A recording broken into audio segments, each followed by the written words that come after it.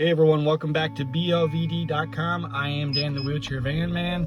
Today we're going to take a look at a set of SureGrip FL2 electronic push right hand controls installed into a 2020 Ford Escape. I've started the vehicle.